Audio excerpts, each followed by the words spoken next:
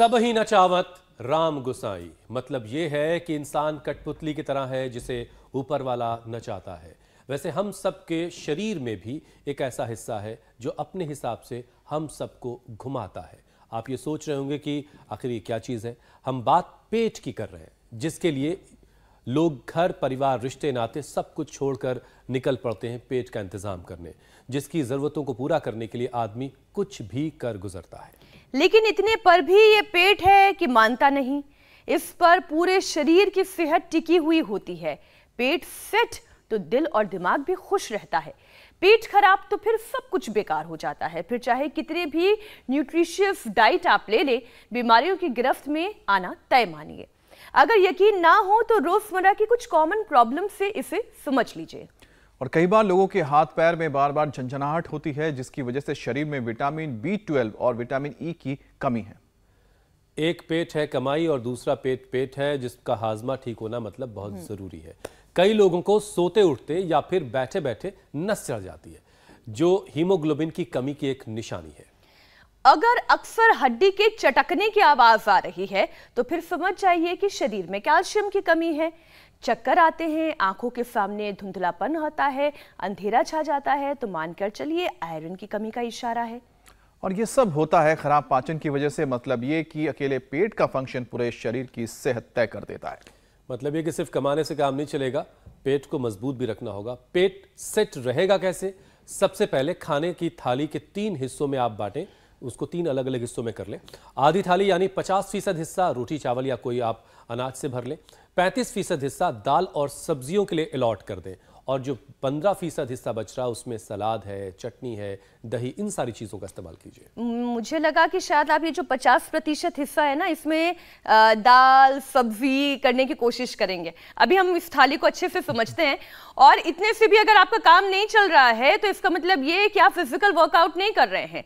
रोजाना 40 मिनट का योग तो आपको करना ही है। तो चलिए पाचन को कैसे ठीक रखना है और उसे बिगड़ने से कैसे बचाना है जिससे परेशानियां दूर रहें, ये हम समझेंगे योग गुरु स्वामी रामदेव से। स्वामी जी बहुत बहुत स्वागत आपका। प्रणाम स्वामी जी।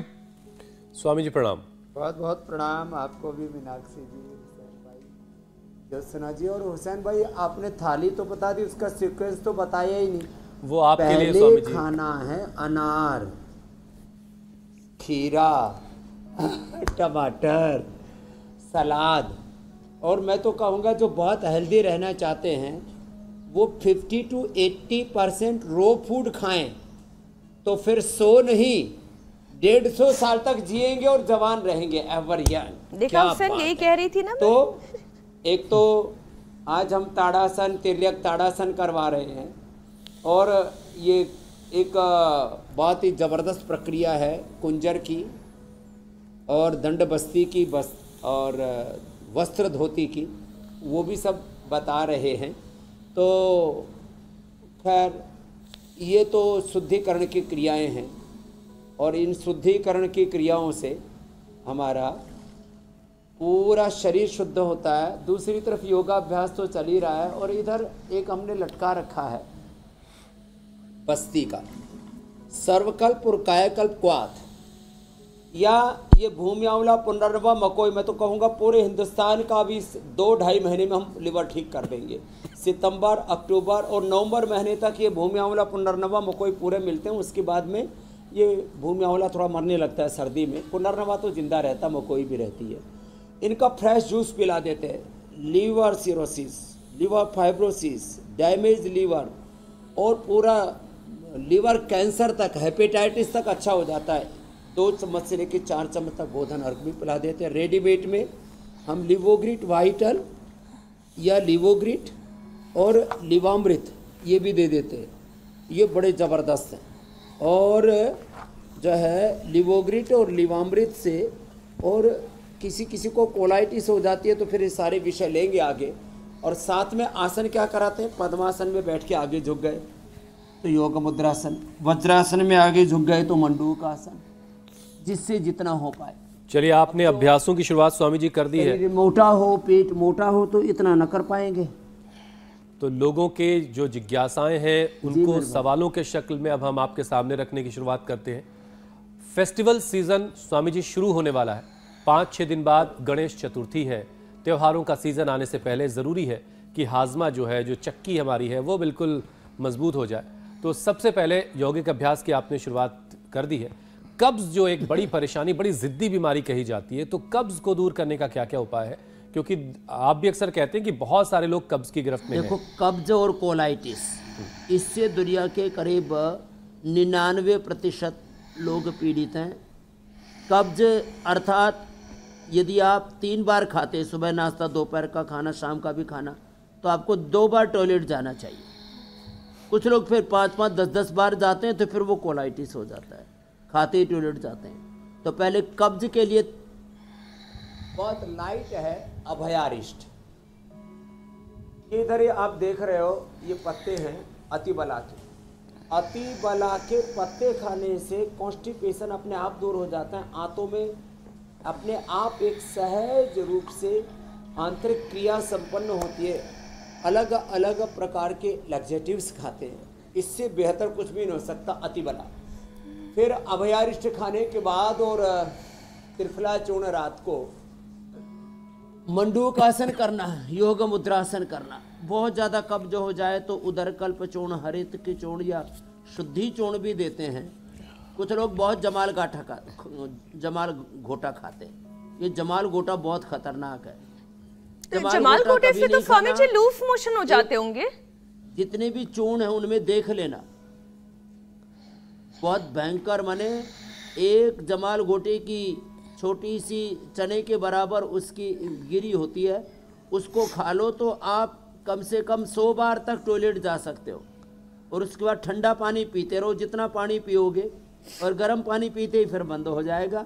उससे इच्छा भेदी रस भी बनाते हैं आयुर्वेद में। हमने कार्यक्रम किया ही नहीं, क्योंकि उससे फिर लोग ज़्यादा खा लेते हैं और दिक्कत होती है। खैर, तो जमाल गोटा कभी नहीं खाना, सनाए पत्ती कभी नहीं खाना। जो भी बाजार में पेट साफ करने के चूर्ण मिलते हैं उनको पढ़ लेना।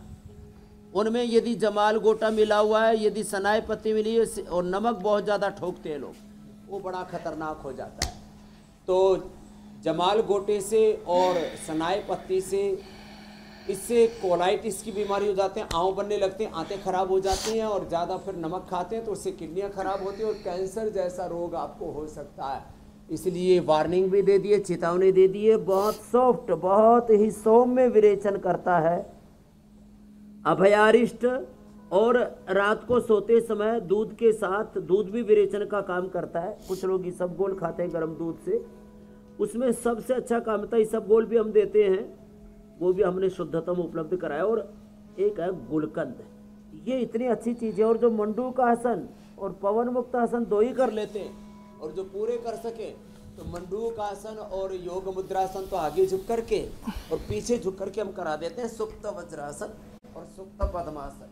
नाभि धरण डिगने पर भी कोलाइटिस और कॉन्स्टिपेशन, ये दोनों ही बीमारियां होती है। 1 से 2 मिनट ऐसे सुप्त वज्रासन, 1 से 2 मिनट ऐसे ये सुप्त पद्मासन, ये बड़ी जबरदस्त है। वैसे पवन मुक्तासन बहुत इजी है, इसमें 1-2 मिनट ऐसे ही कपालभाति के साथ करें। तो देखो, जो अधिक ना भी कर सके तो मंडूक आसन और पवन मुक्तासन 2 ही आसन कर लो।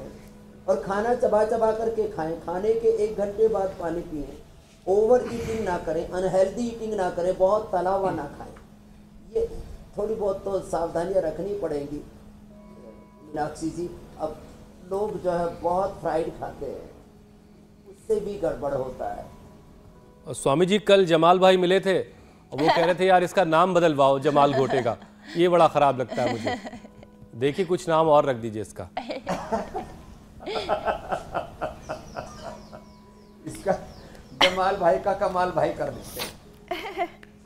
अच्छा स्वामी जी, देखिए हम रोजाना इंडिया टीवी के जरिए, आपके जरिए लोगों से कहते हैं भाई चैलेंज लेना तो योग का चैलेंज लो, कुछ एक्सरसाइज करने का, वर्कआउट करने का चैलेंज लो, उपवास करने का चैलेंज लो। लेकिन आजकल बड़े अजीबो गरीब चैलेंज लिए जा रहे हैं। कोई मोमोज चैलेंज ले रहा है, कोई 1 चिप्स चैलेंज ले रहा है, और इसकी वजह से पानी पूरी चैलेंज भी है। पानी पूरी चैलेंज भी, ठीक है, एक और मीनाक्षी ने ऐड कर दिया इसमें। और मुश्किल ये है स्वामी जी कि इसमें कई बार लोगों की जान चली जा रही है। तो खासकर जो हमारी नौजवान पीढ़ी है स्वामी जी, जरा उसको समझाइए कि चैलेंज कहाँ लेना है, कहाँ नहीं लेना है, और कैसे इसकी वजह से आंत में जो अच्छे बैक्टीरिया वो खत्म हो जाते हैं। अरे चैलेंज इस बात का लो कि 2047 से पहले भारत को विश्व गुरु बनाना, और उसमें मुझे आर्थिक रूप से, सामाजिक रूप से, शैक्षणिक रूप से, अनुसंधान के रूप में, कृषि के रूप में, उद्योग के रूप में, सर्विसेज के रूप में, मुझे अपनी सेवाओं के द्वारा ये कीर्तिमान स्थापित करना है। अब कुछ लोग हिंदुस्तान में वर्ल्ड रिकॉर्ड बनाएंगे। किस बात का वर्ल्ड रिकॉर्ड बना रहे? मूछ बढ़ाने का। ये कोई बहुत बहादुरी का काम है, ठीक है, मूछ रखो, अच्छी लगती है तो। नाखून बढ़ाने का, बाल बढ़ाने का। अरे चैलेंज करना है, लेना है तो जो है वो आयरन मैन वाला चैलेंज लो। तो चैलेंज अच्छे भी होते हैं, और ये कोई चैलेंज नहीं होते, ये तो मूर्खतापूर्ण हरकतें हैं, इनको चैलेंज नहीं कहेंगे। तो ऐसे कुछ लोग कितने टमाटर खा गए, कितने अंडे खा गए, कितने प्याज खा गए, प्याज भी खाए और ऊपर से जूते भी खाए, ऐसे तो ये सब काम करते हैं लोग। तो ये चैलेंज जो है ना, गड़बड़ घोटाला है। तो देखो, ये तो पेट के लिए ना, जैसे मैंने कहा पवन मुक्तासन और उत्तान पादासन। तो चैलेंज इस बात का ले कि मुझे 100 साल तक बीमारियों को अपने भीतर प्रवेश नहीं देना।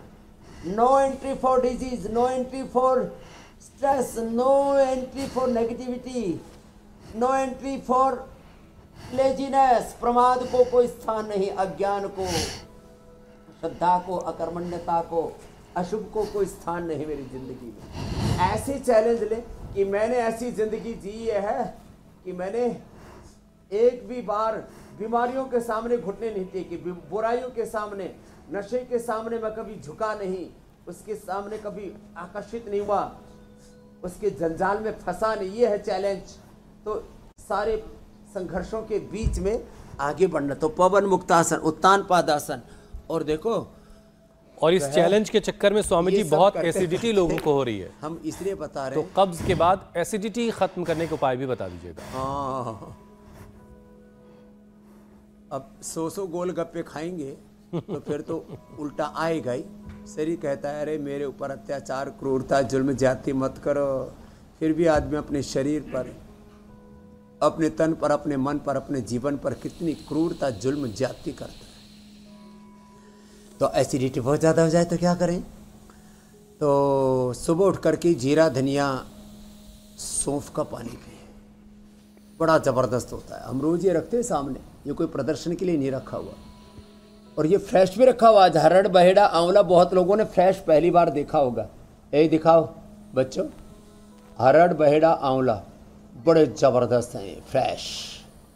फिर उधर दूधी आप देख रहे हो, छोटी बड़ी दूधी, और उसके बगल में है संजीवनी घास। किसको कितना ही भयंकर अल्सर हो, अल्सरेटिव कोलाइटिस हो, अंदर से घाव हो गए, वो सारे घाव भर देता है।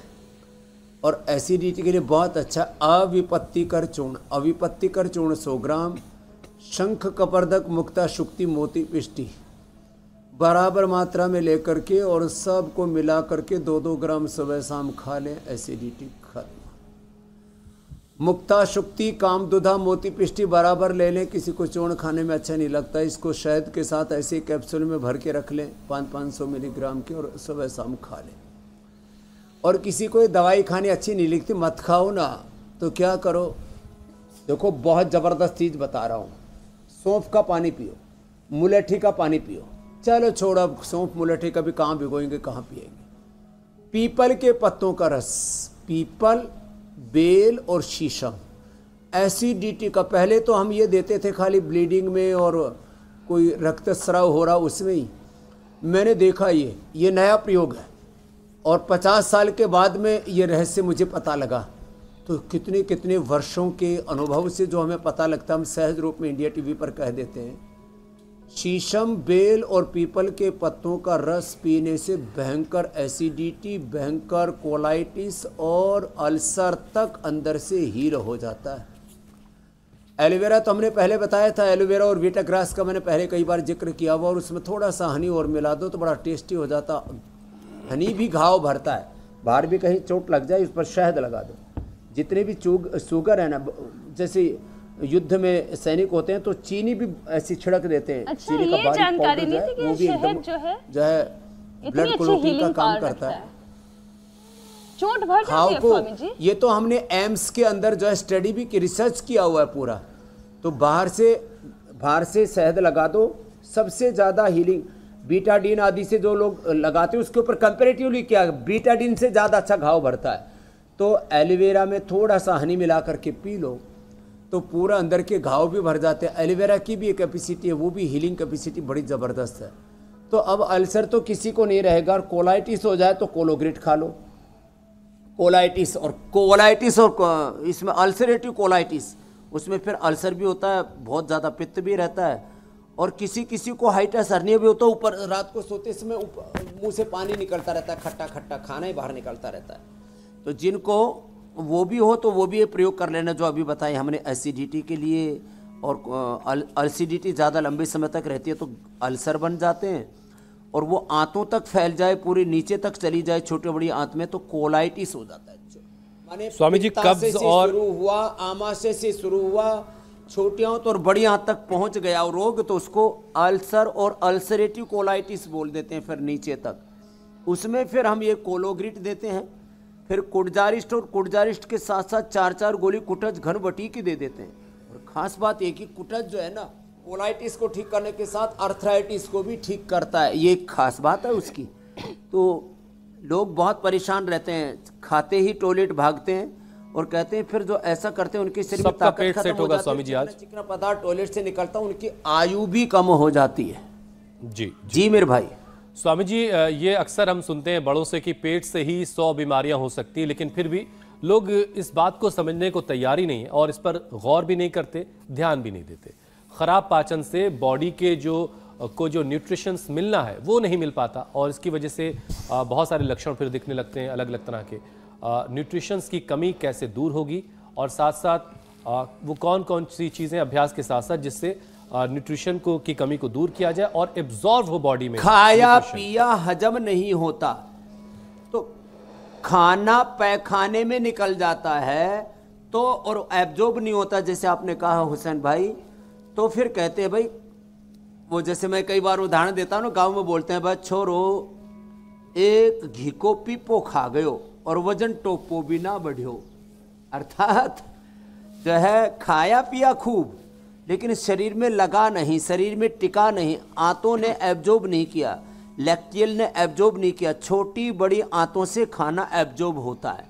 लीवर से निकलने वाले जो अलग अलग स्राव हैं वो उसको डाइजेस्ट करने में मदद करते हैं, और फिर सारा जो भी पोषक द्रव्य है वो पहले लीवर के पास जाता है और वहाँ से पूरे शरीर के लिए डिस्ट्रीब्यूट होता है। तो एक तो हमने पवन मुक्त आसन बताया था, फिर अगला है चलित पवन मुक्त आसन। ऐसे ऐसे थोड़ा रोलिंग करना, बड़ी अच्छी सी आते, छोटी बड़ी आते पेटी से हो जाए।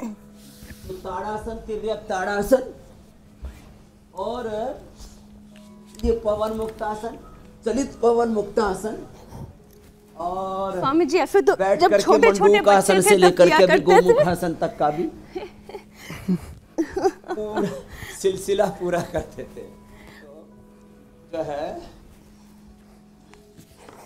कि न्यूट्रिशन की कमी के लिए और क्या करें, तो जैसे हमने कहा अपने खाने पीने के तौर तरीके बदले। एक तो अंकुरित खाने की आदत डालें। किसी शेक में अगर मिठास कम हो तो बाद में घोलने के लिए भी काम आएगा। सुबह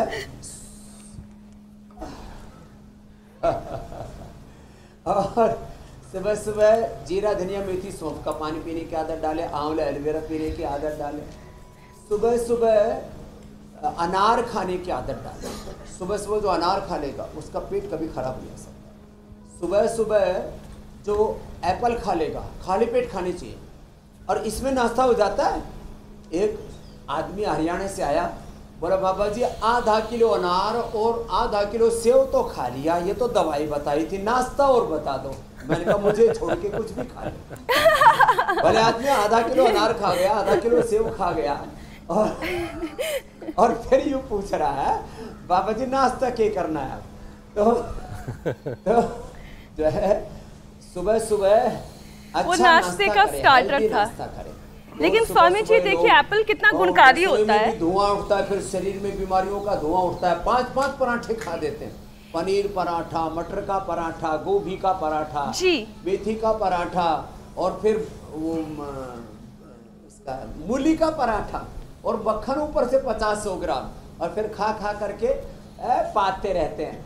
सड़ान मची हुई है और मुटिया रहे हैं पूरा, एक पूरा बड़ा ऐसे मोटा हो रहा है। मैं तो ये कह रही थी स्वामी जी, अब मेरा पेट गड़बड़ हो गया।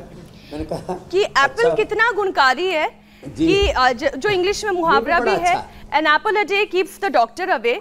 और इतना गुणकारी एप्पल है कि जो छोटे छोटे बच्चे भी हैं, जो 6 महीने के बाद फिर पहली बार दूध से हटकर मील्स खानी शुरू करते हैं, तो उन्हें भी बॉइल्ड एप्पल, स्टीम्ड एप्पल खिलाए जाते हैं। ये उनके पेट को बांधता है, तैयार करता है बाकी और खाने के लिए कि वो अच्छे से डाइजेस्ट हो, फिर उसके बाद अन्नप्राशन हो जी। अच्छा स्वामी जी, आईबीएस भी कोलाइटिस का ही नतीजा है। अच्छे से पाले, थोड़े दिन में इनको भी पालने आ जाएंगे। हाँ, अनुभव तो हो गया है, बाकियों को भी अपना अनुभव मैं साझा कर सकती हूँ। स्वामी जी, हम आईबीएस और कोलाइटिस की बात कर रहे हैं। आईबीएस भी कोलाइटिस का ही नतीजा है। आईबीएस मरीज को अंदर से खोखला कर देता है। योग में इसे क्योर करने के क्या उपाय हैं? क्योंकि कई लोग ये कहते हैं कि अगर वक्त पर इसके लक्षण को नहीं पहचाना जाए तो फिर ये बीमारी जकड़ लेती है पूरे शरीर को। तो स्वामी जी, शुरुआती लक्षण क्या होते हैं, वहीं पर इसे समझा जाए और फिर रोक दिया जाए। देखो,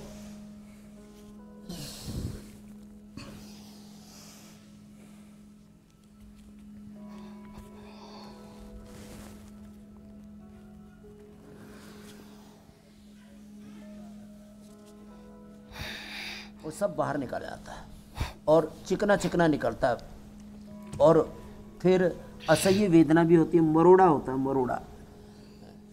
और एक तो ये मंडूकासन और योग मुद्रासन, फिर अर्धमत्स्येंद्रासन, वक्रासन, गोमुखासन, ये तो आसन बताते बताते फिर अब कोलाइटिस के लिए 3 बड़ी महत्वपूर्ण बातें। घी 1 बूंद भी नहीं खाना, दूध 50-100 ग्राम भी नहीं पीना, और चीनी तो छूना भी नहीं। चीनी को छूने से भी इम्यूनिटी कम हो जाती है, चीनी को छूने से भी शरीर के अंदर नेगेटिव वाइब्रेशंस आते हैं। बताओ, कल हम मेडिटेशन कर रहे थे गुफा में, तो हमारे डॉक्टर अनुराग वासनी जी करते बोले बहुत पॉजिटिव वाइब्स आ रहे हैं। तो देखो, ये चीनी से और कोलाइटिस वालों को तो घी से और दूध से भी नेगेटिव वाइब्स आएंगे, उससे नेगेटिव वाइब्रेशन आएंगे। तो क्या करें? दही और छाछ का प्रयोग करें। हम तो तक्र कल्प करा देते, तकरी पिलाते, बाकी सारी चीज़ें बंद करा के तक्र और अनार बस, और कुछ नहीं देते। और 7 से 14 दिन में, 1 से 2 सप्ताह में, और किसी को 20, 30, 40 साल पुराना भी कोलाइटिस हो तो 1-2 सप्ताह से लेके 1-2 माह में पूरा अच्छा कर देते हैं। इसमें दही और छाछ में इसबगोल और मिला देते हैं, बड़ा अच्छा रहता है। आप जो भी बता रहे थे ना, उबला हुआ सेब, पका हुआ केला, ये भी देते हैं, और कुटज की बस्सी भी देते हैं। कुटज की छाल को उबाल करके या छाछ में ही बस्सी देते हैं, छाछ में ही कुटज घनवटी या कोलोग्रिट की 5-5 या 10-10 टैबलेट डाल देते हैं, और वो छाछ जो है 100 से 150 ml ही देते हैं, और उसको थोड़ी देर रोक लेते हैं अंदर मूल बंद लगा करके, और उससे पहले ही दिन से कोलाइटिस में फ़ायदा हो जाता है। ये पिंडली में दबाते हैं ऐसे, बड़ा ज़बरदस्त होता है इसमें फायदा, ये पिंडली दबाते हैं ऐसे। तो ये मंडूकासन से लेकर के गोमुखासन तक आसन भी हमने बता दिए। पूरा आज पेट का ऐसा इंतजाम कर दिया है। कोलाइटिस खाने के बाद कुटजारिष्ट और कुटज घनवटी, खाली पेट ये कोलोग्रिट, ये रखी हुई है मैंने। खाने के बाद ये कुटजारिष्ट और जो है ये सब आज हमने पूरा इंतज़ाम यहाँ पर रखा हुआ है। खाने के बाद कुटजारिष्ट, कुटज घनवटी 4-4 गोली 3 बार दे देते हैं, सुबह नाश्ते के बाद, दोपहर, शाम, और 3 बार ये कोलोग्रिड दे देते हैं। कोलाइटिस पूरी तरह से खत्म हो जाता है। बस यो कपाल भाती आराम से करें कोलाइटिस वाले। स्वामी जी, कुछ और चीज़ें अभी बची हैं, क्योंकि जो लोग भी पेट की बीमारियों को हल्के में ले रहे हैं उनको थोड़ा सा गैस भी तो छूट गई, उनको थोड़ा सा डरना भी ज़रूरी है। क्योंकि अल्सर भी एक परेशानी है स्वामी जी, बड़ी आम सी प्रॉब्लम होती जा रही है और लोगों को ये समझना होगा कि अगर अल्सर पर ध्यान नहीं दिया गया तो आने वाले वक्त में फूड पाइप और पेट का कैंसर तक हो सकता है। इस वजह से अपने पेट को लेकर के सजग रहिए, पेट ठीक रहेगा तो सब ठीक रहेगा। तो एक तो अल्सर के लिए मैंने पहले बताया छोटी बड़ी दूधी, ये संजीवनी घास, इसको पिए। और फिर ज़्यादा ही अंदर से अल्सर बढ़ जाता है तो नाग केसर, कहरवा पिष्टी और स्फटिका भस्म। नाग केसर 100 ग्राम, कहरवा पिष्टी और स्फटिका भस्म उसमें 10-10 ग्राम मिला करके और 2-2 ग्राम जो है उसमें पानी के साथ उसको ले लें। एक मैंने यज्ञ की भस्म, यज्ञ की जो राख है भस्म, उसको पानी में घोल देते हैं तो वो जो है अंदर के सभी प्रकार की ब्लीडिंग को रोक देती है, अंदर के घाव को हील कर देती है और एसिडिक बॉडी को एल्कलाइन कर देती है। ये बहुत बड़ी बात है। और हम दूध में ना, ये जो बकरी का दूध है, देखो कुछ लोग ना चीज़ों को समझते नहीं। जिस किसी को देखे भैंस के दूध पीने में लगे पड़े हैं बाबू, भैंस के दूध पी करके पाड़े जैसी तो बुद्धि हो रखी है और झूठे जैसा शरीर हो रखा है, फिर भी भैंस का दूध पिएंगे। तो ये या तो गाय का दूध पियो, और कोलाइटिस होने पर तो गाय का भी मना किया, और उसमें दही छाछ का मैंने प्रयोग बताया। ए छोटे बाबू इधर आओ, इधर आओ। तो ये है बकरी का दूध। अभी तो आपने गाय का दूध पिया ना, 1 चम्मच पानी में डाल के पीना, एकदम ये असम से आई है बिटिया थैंक यू जाओ। तो इसके माता पिता भी असम से हैं, इसके बगल में बैठा ही बच्चा पहले सीधा नहीं बैठ सकता था, एंक्लोजिंग हो गया था, वो भी सीधा भी हो गया। ये एंक्लोजिंग स्प्लाइटिस है, कोलाइटिस है, अल्सर है, इसका लोग कहते हैं कोई ट्रीटमेंट नहीं, हम सब का ट्रीटमेंट देते हैं। तो दूध जो है पेट की बीमारी होने पर, लीवर कमज़ोर होने पर, एसिडिटी बहुत ज़्यादा होने पर, अल्सर होने पर बकरी का दूध, और उसमें भी थोड़ा सा हल्का सा हनी मिला करके ले, चीनी मिला करके नहीं, हनी, और खट्टी छाछ और दही भी नहीं लेना चाहिए अल्सर होने पर। तो बकरी का दूध पेट की बीमारियों के लिए और ख़ास करके लीवर के लिए, और ऊँटनी का दूध ये जो है डायबिटीज़ के लिए और अर्थराइटिस के लिए रामबाण है। तो दूध हर आदमी को भैंस का दूध नहीं पीना चाहिए, डायबिटीज़ और अर्थराइटिस वालों को ऊँटनी का ही दूध पीना चाहिए। अब जिनको बहुत ज़्यादा है कम से कम वो तो पी लो, नहीं तो ज़्यादा लोग ऊँटनी का दूध पीने लग गए तो फिर हम इतनी ऊँटनी लाएंगे कहाँ से, इतनी बकरी लाएंगे कहाँ से। तो खैर, लेकिन हमने बताया छोटी छोटी बातें। तो अल्सर कैसा भी हो, पूरा इलाज आज हमने बता दिया है। और सामान्य घरेलू उपचार से लेकर सौंफ और मुलेठी से लेकर के व्हीट ग्रास, एलोवेरा से लेकर के।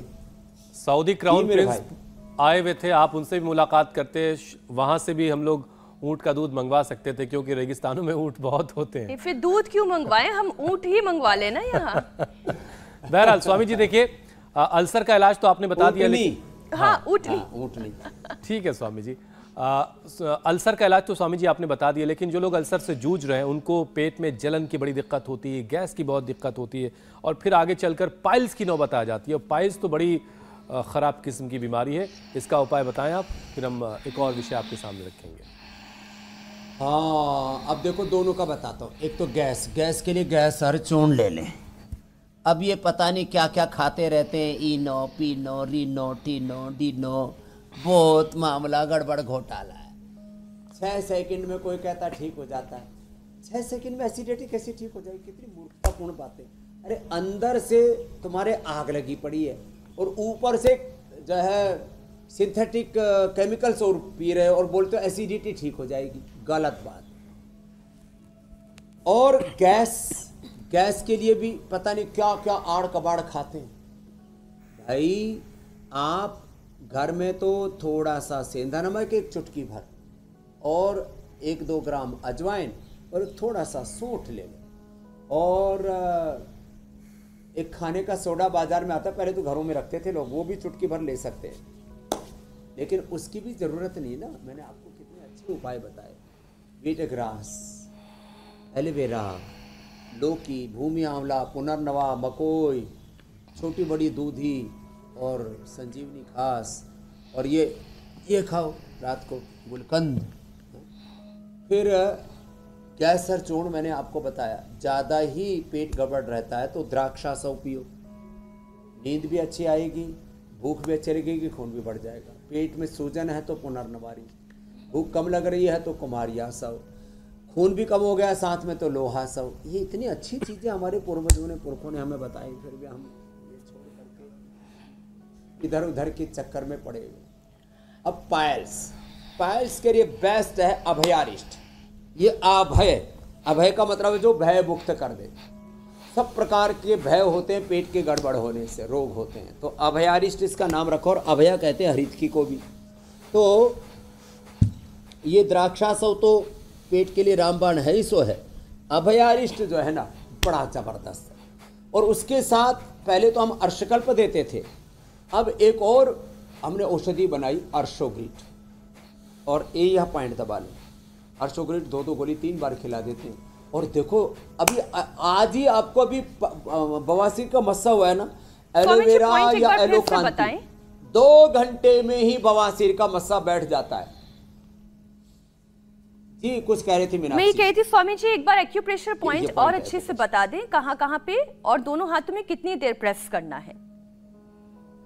ये अंगूठे के नीचे ये 1-2 मिनट ऐसे कपालभाति करते करते दबाएं। यहाँ से दोनों हाथों में, अंगूठे के नीचे, कलाई के ऊपर यहाँ, और इधर से यहाँ। तो हाथ में मोटे मोटे कड़े पहनती थी ना माताएं, चूड़ियाँ पहनती थी, उनको ना तो इनफर्टिलिटी होती थी और ना बवासीर की बीमारी होती थी। और फिर पैर में यहाँ टखने के नीचे, ये यहाँ से दबाने से। एक बहुत पुराने वैद्य थे, आज से 30-35 साल पहले की बात, ज्वालापुर में रहते थे। कोई भी उनके पास रोगी जाए उसको लिटा करके यहाँ से थोड़ा दबाते थे, करंट सा लगता है, यहाँ से आप है ना दबा के देखना ऐसे थोड़ा तरीके से, सलीके से, तो पूरा करंट सा लगेगा ऐसे ऐसे करने पर। बड़ा ज़बरदस्त होता है ये पॉइंट, इससे बवासीर ठीक हो जाती है। मैंने कहा था एलोवेरा जेल लगा लो, नहीं तो जात्यादि घृत लगा लो, नहीं तो कायाकल्प तेल लगा लो जहाँ मस्से हो रखे, और अर्शोग्रिट ले लो ठंडे दूध में, चाहे गाय का हो, वैसे भैंस का भी कुछ लोगों ने प्रयोग करके देखा, गाय का तो लाभ करता ही है। अगर उबाल लिया गया दूध और फिर पंखे के नीचे थाली में रख दो, ठंडा हो जाता दूध। 1 कप दूध में नींबू निचोड़ो और तुरंत पी जाओ, 3 से 7 दिन में कैसी बवासीर हो ठीक हो जाती है। हमने आजकल एक कपूर उपलब्ध कराया पूजा के लिए भी और पेट पूजा के लिए भी। जिनको बवासीर है, भीमसेनी कपूर, देखो ये बवासीर का पॉइंट यहाँ से दबा रहा हूँ। भीमसेनी कपूर एक चने के बराबर केले में डाल करके खिला दो। ये हमारे गुरुजी प्रयोग करते थे, उनके गुरुजी प्रयोग करते थे। ये 10 पीढ़ियों का नुस्खा है। भीमसेनी कपूर, ये बाजार में ऐसे जलाने वाला, धुआं उठाने वाला कपूर मत लेके आना। भीमसेनी कपूर चने के बराबर केले में डाल के खिला दो, वादी बवासीर तुरंत ठीक, और ब्लीडिंग को भी ख़त्म कर देता है। इतने ज़बरदस्त उपाय हैं। और कॉन्स्टिपेशन ना रहने थे, अभयारिष्ट पीने से ही बहुतों का तो, और मात्र एलोवेरा जेल लगाने से, जात्यादि घृत लगाने से, गाय का तेल लगाने से बवासीर से। और एक तो बवासीर खूनी बादी होती है, एक होता है फिसर, उसमें तो पूरे ऐसे कट हो जाते हैं, तो उसमें एलोवेरा ज़रूर लगाए। और एक हो जाता है फिर नासूर सा बन जाता है, फिस्टूला, भगंदर भगाओ, कपालभाति करो, शंख प्रक्षालन करो, कोलोन थेरेपी करा देते हैं। और ये बस्ती जो लटकी हुई है ना, ये भी बड़ी ज़बरदस्त है।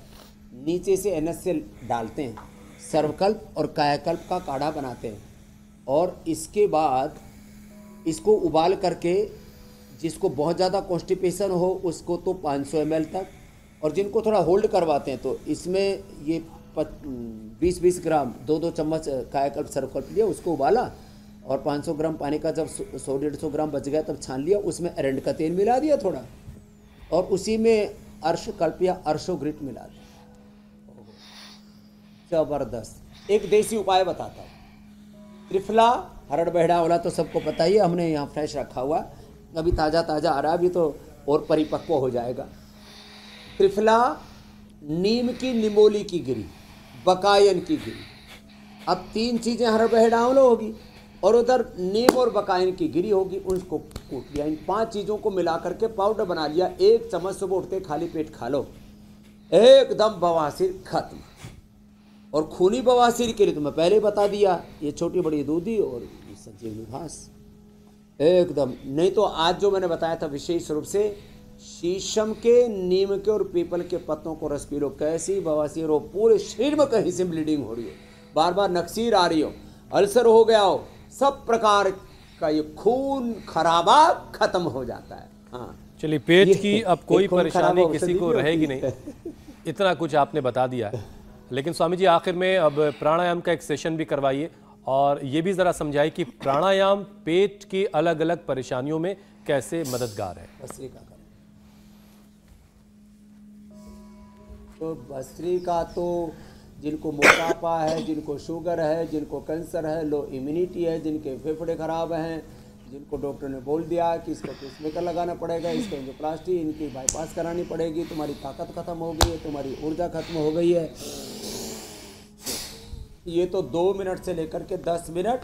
और जिनको कैंसर है, जिनको लंग खराब हो गए हैं, जिनकी लो इम्यूनिटी है, जिनको डायबिटीज़ है, जो बहुत मोटे, उनको 1 घंटे में 1 किलो वजन कम कर देते हैं खाली डीप ब्रीदिंग करा के। और जो है पेट खराब होने से कमज़ोर बहुत हो जाते हैं, तो कमज़ोरी भी दूर हो जाती है। Less oxygen supply main cause of all disease. पूरे शरीर के हर एक सेल को जिंदा रहने के लिए ऑक्सीजन चाहिए, वो तो 1-2 मिनट अब ये पूरी ऑक्सीजन दे देना। फिर कपालभाति, सब ये बहुत ज़बरदस्त है। कपालभाति और आज मूल बंध, उड्डयन बंध और वायु प्राणायाम के बारे में विशेष रूप से 2 प्राणायामों के बारे में बताना चाहूँगा। कपालभाति से देखो, लीवर, स्प्लीन, इंटेस्टाइन पूरी की पूरी 32 फीट लंबी। फिर इससे आमाशय, पक्वाशय माने पूरा का पूरा हमारा स्टोमक, गॉल ब्लैडर, छोटी बड़ी आंतें, इंटेस्टाइन, फिर पेनक्रियाज, अग्न्याशय, स्प्लीन और प्लीहा और तिल्ली, यकृत और प्लीहा, स्प्लीन एंड लीवर, ये सब अंदर के इंटरनल ऑर्गन्स, पूरा पाचन तंत्र पूरा ऐसे जबरदस्त हो जाता है, बहुत ही जोरदार है। तो ये कपालभाति आराम आराम से करें, पूरा पाचन तंत्र एकदम ठीक रहेगा, पूरा बॉडी का मेटाबॉलिज्म अच्छा रहेगा, भूख कड़ाके की लगेगी एकदम से। और ज़्यादा कड़ाके की चाहिए तो पद्मासन में ऐसे उठ जाओ और इसी में कपालभाति करो।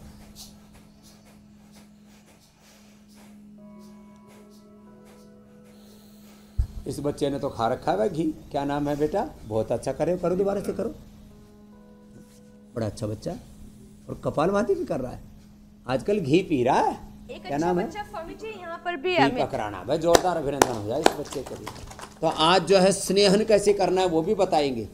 जो है घृतपान कराते हैं, ये बड़ी जोरदार प्रक्रिया है। अंदर से शरीर को कैसे पहले धुलाई कराते हैं, फिर कैसे ओवरहोलिंग कराते हैं, उससे सर्विसिंग कराते हैं, उसमें ग्रीसिंग करते हैं, तो वो आज बताएंगे हमारे राणा साहब के माध्यम से।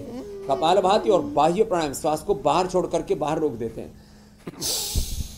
और पेट को अंदर खींचा, उड्डयन बंध, नाभि से नीचे वाले भाग को खींचा, मूल को।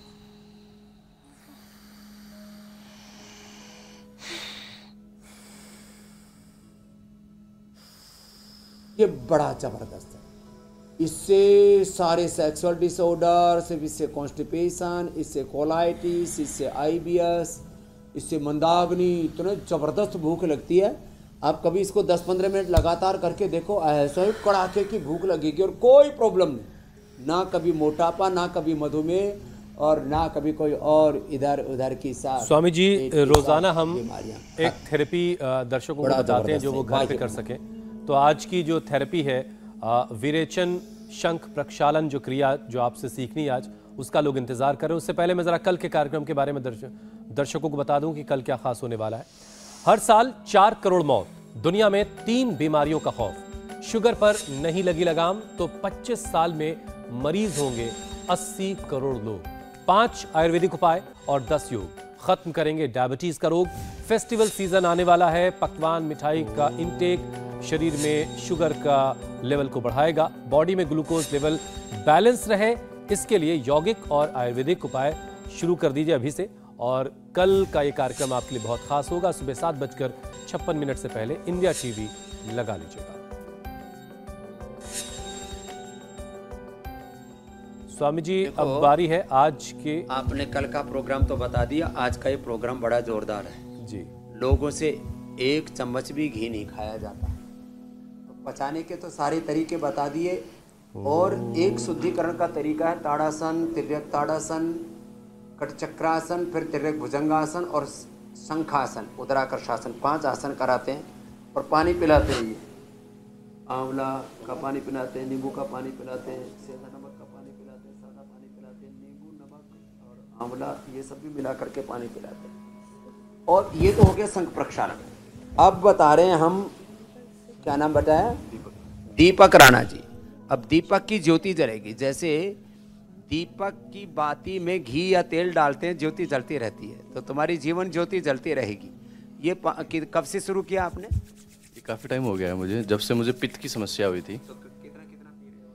ये अभी तो ये 20-30 ml से लेकर के 20-30 ml से शुरू करते हैं और मैंने 250 ml तक पिया हुआ। एक बार मैं पी गया तो बहुत लोगों का फोन आया, बाबा जी तबीयत तो ठीक है, आपने 250 ग्राम घी पी रखा है। 250 ग्राम घी पिया, कहाँ गया पता ही नहीं है। तो आप पियो जरा इसको आराम आराम से, स्वामी जी इस घी में कुछ मिलाया भी गया है क्या?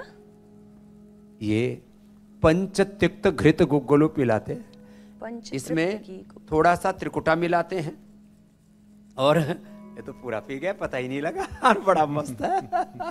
दीपक स्वामी जी ये घी थोड़ा कड़वा लगता है क्या? हाँ, तो हाँ इसमें थोड़ा सा वो हल्का सा इसके अंदर त्रिकुटा मिला देते हैं, थोड़ा सा सेंधा नमक मिला देते हैं और पाचक हो जाता है, बहुत अच्छा लगता है। तो सामान्य गाय के घी से लेकर के पंचतिक्त घृत गुग्गुलु पूरे शरीर के अंदर सोराइसिस जैसा हो जाता है, उसमें भी पिलाते हैं। पूरे शरीर को अंदर से चिकनाई से फिर सफाई होती है। 2 तरह से शरीर की सफाई होती है, एक स्नेहन से, एक स्वेदन से। एक तो पसीना निकाल के स्टीम दे करके धूप में बैठा देते हैं, फिर मड थेरापी आदि कराते हैं। एक होता है अंदर से चिकनाई देते हैं, और ये चिकनाई फिर सारे शरीर के विकारों को अवशोषित कर लेती है और फिर ये पूरा फिर बल के द्वारा साफ कर देती है। तो शरीर के सूक्ष्म दोषों को निकालने के लिए स्नेहन की प्रक्रिया की जाती है। ये 10-20 ग्राम से शुरू करके फिर रोज 2-2 चम्मच बढ़ाते रहते हैं। ऐसे करीब 200-250 ग्राम तक पहले तो लोगों को आधा किलो तक पिला दिया करते थे। तेरे को 250 ग्राम तक ही पिलाना बेटे। और उसके बाद फिर वमन कराते हैं, मदन फल खिला करके ना, बहुत जबरदस्त वमन। मुझे तो लगा था स्वामी जी इसके बाद लूज मोशन होने शुरू हो जाएंगे। फिर विरेचन कराते हैं। ठीक है स्वामी जी, अब आपसे इजाजत लेने का वक्त है। ज्यादा घी पिएंगे तो फिर पेट अच्छा साफ होता ही है, तब एकदम पक्की बात है।